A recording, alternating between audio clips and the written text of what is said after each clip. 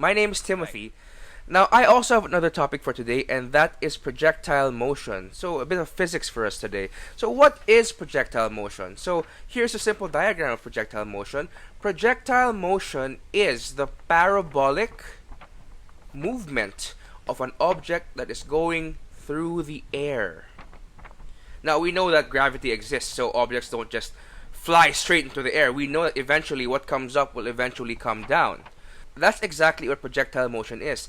It's a science of figuring out the travel of an object that is going through the air. So today we'll be talking particularly about range. So what is range? As you can see over here, range is the maximum horizontal distance that an object in projectile motion can obtain before reaching its starting point in terms of y-axis. So what does that mean? So let's say I throw a ball in this direction. What is the maximum distance it will achieve? How far will it go from me horizontally until it goes back to the same height as the starting point? That is what range is. So here is the formula for range. R equals initial velocity squared times sine 2 theta over g, where R equals range, v0 equals initial velocity, theta is the angle of the movement, and g is a constant, which is the acceleration due to gravity, which is 9.8 meters per second squared.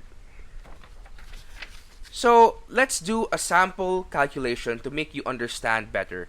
So here's the problem. A man jumps over a canal that is 3 meters long. If he jumped with an initial velocity of 5 meters per second at a 30-degree angle, will he fall into the canal?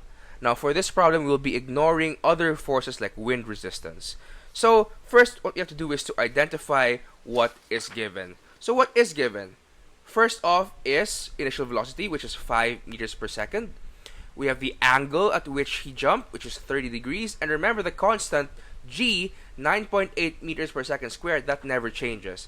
So all we have to do is to plug it into the formula. Here we have it here. R equals 5 squared times sine 2 times 30 divided by 9.8. Calculating the values, 25 times sine 60 divided by 9.8. Finding the value of sine 60, it's over there, so 25 times that divided by 9.8. And we have an answer of 2.209 rounded up to 2.21 meters. Now, remember the canal was 3 meters wide. So, since 2.21 is less than 3 meters, unfortunately, the man will fall into the canal. So some key things to remember. Once again, remember the formula. All you need to do is to remember to plug it into this formula. And remember that g is a constant. That's it for our lesson today. Thank you for listening, and I'll see you next time. Bye!